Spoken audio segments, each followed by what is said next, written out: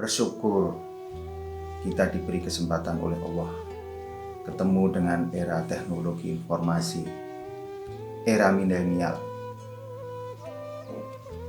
Sekarang kita mendapatkan informasi yang terbanyak justru dari media sosial, khususnya WhatsApp.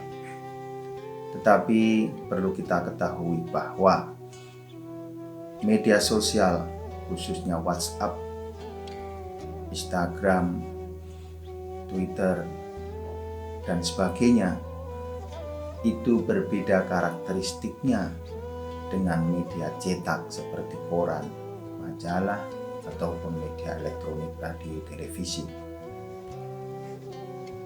Media cetak ada wartawannya, ada penerbitnya, yang di situ ada penanggung jawabnya secara jelas, sehingga tingkat kebenarannya lebih tinggi daripada media sosial, walaupun juga ada kesalahan. Media elektronik ada studionya, ada reporternya, ada penanggung jawabnya. Juga ketika ada informasi dari media elektronik, memang ada salahnya, tapi tingkat kebenarannya lebih tinggi. Berbeda jauh dengan media sosial, khususnya WhatsApp. Walaupun berita aslinya mungkin benar, tetapi berita tersebut bisa dirubah oleh siapapun. Entah itu ditambah, entah itu dikurangi, entah itu dipotong bagian-bagian yang sebenarnya bukan inti daripada pesan tersebut. Sebagai seorang muslim, kita harus hati-hati, dan alhamdulillah dalam Al-Quran juga telah diberikan suatu petunjuk bagaimana kita dapat menggunakan informasi itu dengan sebaik-baiknya. Karena Allah dalam surat Al-Hujurat ayat 6 berfirman, A'udzu billahi minas syaitonir rajim. Bismillahirrahmanirrahim. Ya ayyuhalladzina amanu in ja'akum fasikum binaba'in fatabayyanu an tusibu qauman bijahalatin fatusbihu ala ma fa'altum nadimin. Yang artinya, hai orang-orang yang beriman, jika datang kepadamu orang fasik membawa suatu berita, maka periksalah dengan teliti, agar kamu tidak menimpakan suatu musibah kepada suatu kaum tanpa mengetahui keadaan yang menyebabkan kamu menyesal atas perbuatan itu. Kita setiap detik mendapatkan kiriman informasi melalui smartphone atau HP kita. Kita harus bisa menyaring, meneliti, mencermati. Satu, tingkat kebenaran informasi tersebut. Seandainya benar, perlukah kita share, kita kirimkan ke grup-grup yang lain, ke tempat-tempat yang lain? Kita cermati apa hikmah, apa manfaat, dan apa madharat dari seandainya kita mendapatkan informasi tersebut. Sekiranya tidak jelas kemanfaatannya, sekiranya tidak perlu untuk di-share, cukup berhenti di HP kita. Sekiranya itu memang penting, masih perlu kita teliti tentang kebenarannya. Jamaah rahimakumullah, di saat kita sedang mendapatkan musibah semacam ini, berbagai informasi berseliweran, berbagai informasi memberikan pemahaman, memberikan pengetahuan kepada kita.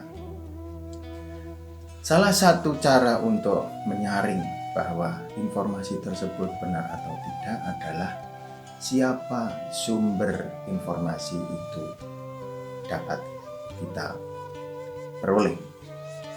Apabila yang mengirim berita tersebut tidak jelas keahliannya dikaitkan dengan informasi yang dikirimkan, maka seandainya itu benar, itu kita juga masih perlu hati-hati. maka tidak perlu dikirimkan ke pihak lain. Apabila yang mengirimkan informasi itu memang benar-benar ahlinya, punya kemampuan yang jelas terkait dengan apa yang dikirimkannya, baru mungkin kita renungkan penting tidak kita informasikan kepada orang lain. Karena apa? Dari pengamatan menggambarkan bahwa yang menyebarkan berita hoax, berita bohong itu bukan anak-anak milenial, bukan anak-anak muda yang mungkin mereka tahu tentang teknologi itu, tapi justru generasi yang kita sendiri memang tidak bisa mengetahui apakah itu berita bohong atau berita yang benar. Padahal dalam surat An-Nur ayat 11 Allah juga sudah berfirman secara jelas, innalladzina ja'u bil ifki usbatum minkum. Sesungguhnya orang-orang yang membawa berita bohong itu adalah dari golonganmu sendiri.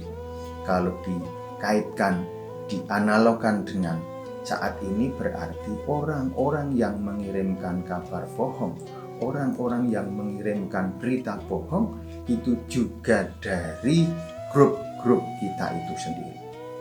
Jamaah rahimakumullah, maka dari itu agar kita tidak terombang-ambingkan oleh suasana di saat kita sedang menghadapi wabah semacam ini, mari kita sama-sama memahami, mari kita sama-sama cerdas menggunakan media sosial untuk berinteraksi.